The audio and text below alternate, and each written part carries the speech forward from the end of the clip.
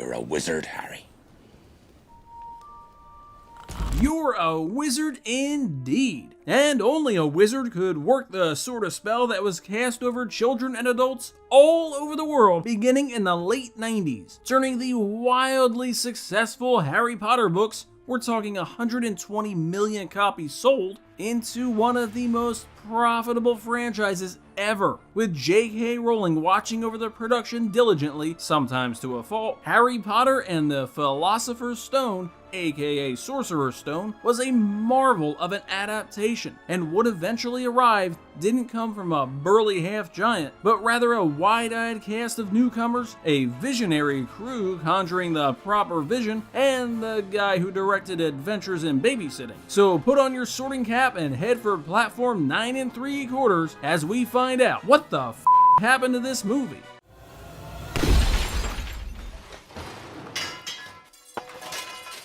The making of Harry Potter and the Philosopher's Stone, also known in the US, the Philippines, and India as Sorcerer's Stone, as presumably there are no philosophers in those territories, goes back to 1997, the same year the novel was published. Producer David Heyman was searching for just the right children's book to adapt, with his team recommending J.K. Rowling's book because it was cool. Rowling would later sell the rights to the first 4 books to Warner Brothers for £1 million, on the condition that the movies be true to her vision, something that would later prove both an asset and a hindrance. Steven Spielberg was one of the first directors attached, wanting to make it animated, with Haley Joel Osment voicing Harry, which would have gone against Rowling's demands that the entire cast be either British or Irish. Spielberg later said doing it in such a way would be no challenge, and so off he went to direct AI instead. The list of other potential directors was extensive. There were visionaries like Terry Gilliam, and Oscar winners like Jonathan Demme, and boy wonders like M. Night Shyamalan, who probably would have made Harry and Dudley the same person or something. The final 4 choices: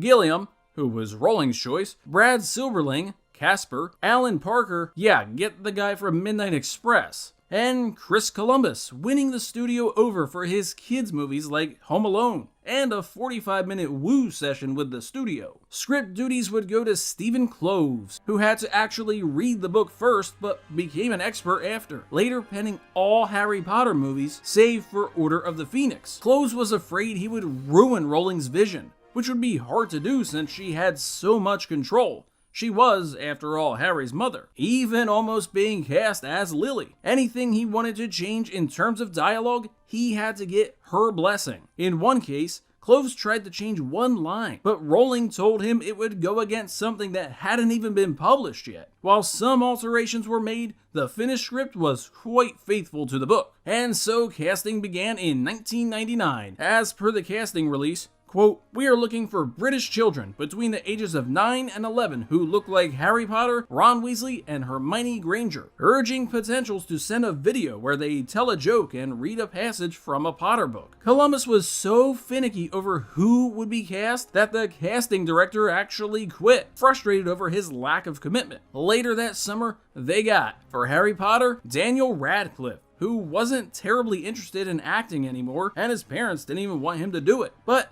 by complete happenstance, he ended up running into Heyman and Kloves. Following his screen test, Rowling said, quote, "I feel as if I've been reunited with my long-lost son." This, in turn, got Warner Brothers on board. Ron Weasley would be Rupert Grint, who even threw in a little rap in his audition. Hermione Granger would be Emma Watson, who had no professional acting experience, but auditioned 8 times. The supporting cast would be: Hagrid would be Robbie Coltrane, who was Rowling's only choice for the role. Robin Williams desperately wanted it, but didn't fit the British requirement. Dumbledore would be Richard Harris, whose granddaughter threatened to never speak to him again if he didn't take the role. Severus Snape was almost Tim Roth's, but it went to Alan Rickman instead, who also had family members insisting he do it. Minerva McGonagall would be Maggie Smith, who previously worked with Radcliffe on stage. At first, the kids were even afraid of her on set, which completely checks out. Draco Malfoy would be Tom Felton,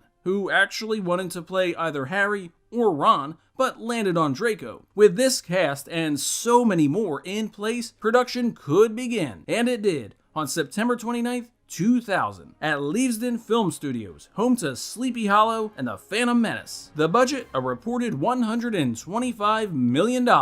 Like the characters, the locations were to be purely British. Some notables included actual castles, chapels, and historic buildings. Alnwick Castle in Northumberland was the primary location for Hogwarts. Models were also used, of course. Gloucester Cathedral was used in numerous scenes. The Gutland Railway Station stood in for Hogwarts Express.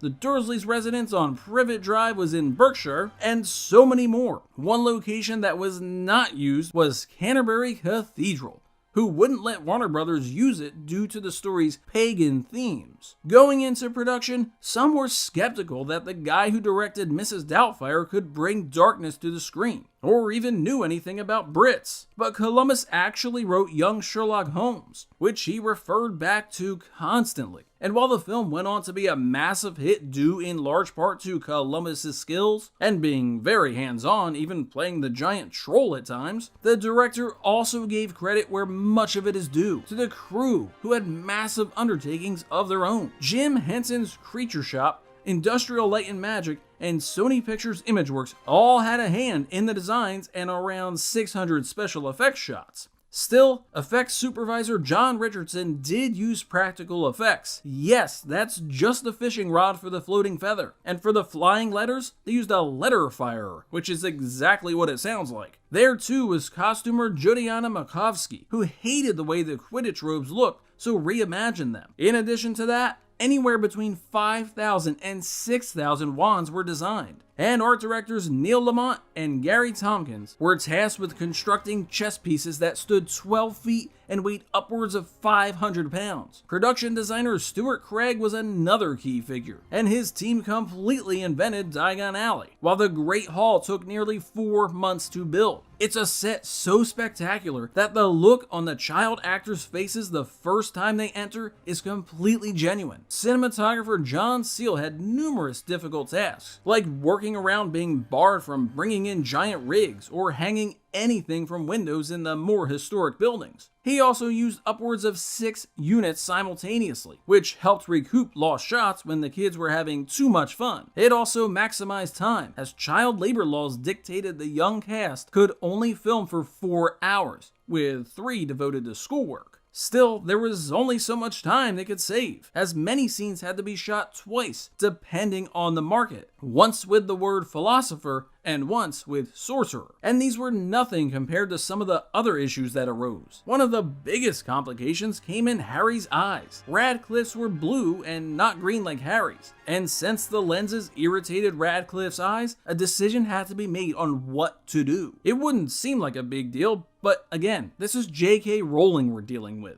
And so the color was added in post-production. God forbid Harry have the wrong color irises. There were also major disruptions in the Grand Hall. The floating candles were initially done practically, but the flames would burn the string, causing them to fall and nearly light the set and cast on fire. They wisely ended up going with CGI. The crew too used real food during the feast scenes, which they left out, causing the hall to smell of rotting lamb and potatoes. Unlike the food, production was wrapped on March 23, 2001, with the UK release date set for November 10th, followed by wider international releases the next week. Harry Potter and the Philosopher's Sorcerer's Stone was, as we all expected and know, a castle-sized success, smashing records set even by the Phantom Menace to give an idea of how gigantic it was. Stateside, Harry Potter opened at number 1, pulling in $90.3 million, easily scaring Monsters, Inc. from the top spot. At the time, it was the best opening weekend